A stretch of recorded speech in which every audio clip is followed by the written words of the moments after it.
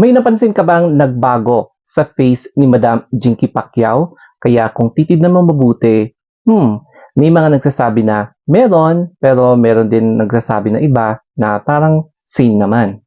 Sa video na ito na nakuha doon sa loob ng bahay nila Mr. Manny Pacquiao, mapapansin natin na kumakanta si Jinky Pacquiao. Pero yung mga audience or yung mga nasa comment section, tila parang hindi yung kanta niya or boses niya yung napansin nila, kundi yung parang bagong face or bagong aura na very evident daw sa kanyang face. So, may question sa akin na may napansin daw ba ako na parang pagbabago sa face ni Madam Jinky. Kapag uulitin natin yung video tapos titignan natin yung kanyang facial features, ang unang mapapansin natin is yung kanyang lips. So, yung lips, tapos para sa akin, yun yung very evident na mapapansin mo talaga yung lips niya, no? And I think may isang procedure na parang pwedeng possibly na recent na ipagawa niya. And syempre, i-reply ko ulit yung video na possible na yung isa dyan is yung lip tattoo. Kasi kapag medyo fresh, like days lang after the procedure, medyo mamamaga talaga yung lips mo, no? And then, yung color is kapag yung color red or yung fuchsia, ganon, evident din yung color. Tapos, eventually, by days na after how many days, mag-fade din yan. Pero, ang magiging evident change is hindi na katulad ng dati na darker, pero magiging mas pinkish na yung lips mo. Pero, sa totoo lang, mabait naman talaga si Madam Jinky Pacquiao. And kahit na ano pang mga controversies o kaya yung mga issue na binabato sa kanya, deadma lang. Basta ang importante, nakakatulong sila sa kanilang kapwa. And marami na silang napatunayan na mga natulungan, such as mga different kinds of projects. So, in this case, marami na silang napasaya.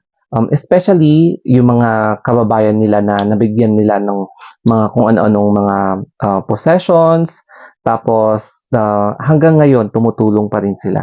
Kaya no wonder nabibigyan sila ng biyaya at continuous pa rin yan. So, andyan yung video, makikita niyo yung footage na yung mga masasayang recipients na natulungan na nila. And they are always happy na bumibisita ang pamilya ng Pacquiao doon sa area na yan. Para sa akin naman, wala namang masama kapag gusto mong magpa-enhance sa kahit na anong parte ng katawan mo for as long as you will fulfill yung desire na masasatisfy ka. Tapos, habang wala kang tinatapakang ibang tao, then why not, di ba? Kasi pera mo naman yan. And sa case ni Madam Jinky Pacquiao, syempre, may pera talaga sila. Kaya pwede niyang gawin kung ano yung gusto niyang gawin. And nakita naman natin na nasa celebrity status siya. Kaya kailangan talaga niya na magpaganda. Tapos, consistent dapat na okay yung itsura mo in front of the audience. Kasi nga, bilang isang celebrity, marami talaga ang tumitingala sa kanya and kay Manny Pacquiao, di ba?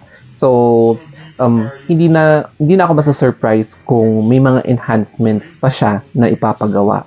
Tapos, ang maganda kasi minsan sa pag-enhance is that you look good, you feel good, and medyo iba yung happiness kapag na-fulfill mo yung gusto mo talaga na pagpapa-enhance. Yun nga lang, hindi rin natin mabablame yung mga ibang tao na parang hindi sila sang-ayon sa enhancements due to their personal belief o kaya kung ano amang rason yung nasa isip nila. Pero ang importante dito is for as long as wala kang tinatapakang ibang tao, why not, di ba? Tsaka tignan niyo yung mga latest photos ni Jinky Pacquiao.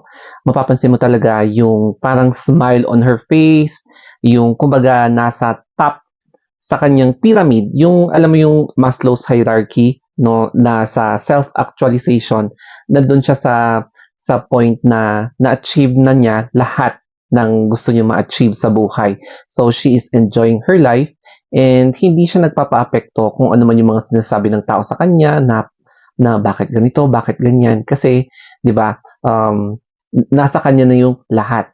nasa kanya yung money, nasa kanya na yung siguro power, pwede rin yung influence, syempre. Kasi hindi lang siya celebrity, kundi influencer na rin siya. Meron na siyang kanyang social media platforms. Tapos, marami na rin siyang mga natulungan. Kaya, basta ang importanteng lesson dito is basta wala kang inaapakan na ibang tao, go lang ng go, 'di ba? Basta importante dito din is masaya ka sa ginagawa mo. So, I hope na nagustuhan niyo itong vlog and sana may natutunan din kayo, especially about pampering yourself and being happy. Tapos, dapat start nyo din na magkaroon ng yung feeling na you feel good, especially kapag inaalagaan mo rin yung sarili mo. Kasi minsan lang tayo mabuhay and kapag panahon na para sunduin ka, wala ka na magagawa. So that's it guys. Thank you and have a wonderful day.